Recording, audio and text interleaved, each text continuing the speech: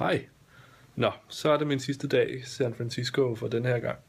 Om et par timer skal jeg ned og mødes med lægerne, Dr. Robertson og Dr. Schendell, hvor Dr. Robertson han blandt andet skal lave en formstøbt øreprop, som jeg skal have i øret, og når jeg skal sove om natten de næste 4 måneder cirka. Dels for at hjælpe med helingen, men også for at sørge for, at øregangen holder den form, som den har nu her, og at den ikke begynder at skrumpe ind, eller på en måde begynder at opføre sig mærkeligt. Ja, og Dr. Schendell, det er så plastikkirurgen, han skal kigge på, hvordan det heler op her bagved.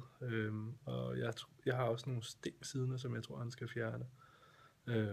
Og så skal vi snakke lidt om det her med, at mit øre går lidt ind her forneden. Men ellers så tror jeg bare, at det bliver bare en sludder, og så hvordan vi ligesom skal klare det fremadrettet, nu hvor de er 8.000 kilometer væk.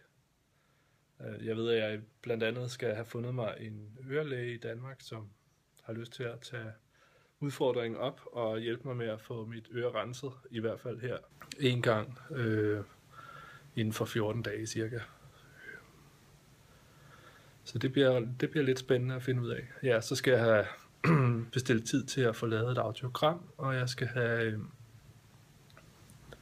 i det hele taget have fundet ud af, hvordan jeg stiller mig i forhold til det her med Sundhedsstyrelsen, og om jeg bagudrettet kan få en henvisning til den her operation, jeg har fået lavet. Nu var det gået så godt, som det er gået. Så der er masser af ting at gøre, når jeg kommer hjem.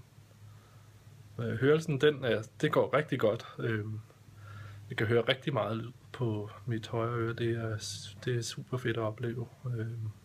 Og jeg synes, det svinger lidt, hvor meget lyd der kommer ind, men det er nok en del af det her med, at det heler og så videre, som gør det. Og jeg ved jo også, at der er en 4 måneders periode, hvor hørelsen gradvist bliver bedre og bedre. Men jeg synes allerede godt, at jeg kan mærke, at den bliver bedre, så det er bare super fedt. Smerter, det er der ikke noget af, stort set. Jeg kan ikke huske, hvornår jeg sidst har taget noget smertestillende.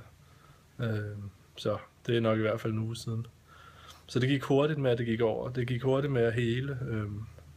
Der kommer en lille bitte smule væske ud en gang imellem, men Dr. Robertson siger, at det er fuldstændig almindeligt. Og det er bare en spørgsmål om, at det er i gang med at hele. Så det er jeg ikke nervøs for. Jeg tager sådan nogle øredråber, han har givet mig, som jeg skal dryppe i øret 2 gange. 2 gange i døgnet, og så skal jeg putte en lille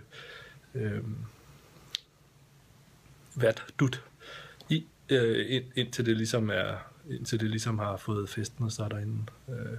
Så det går egentlig meget fint med det også.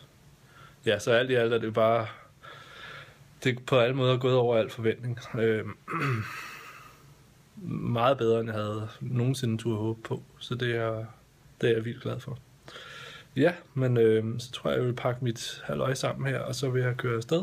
Og så vil jeg lave en video mere, når jeg kommer hjem til Danmark. Og jeg vil jo gerne fortsætte min blog, hvis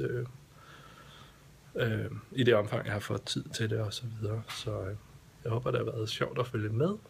Tak. Hej.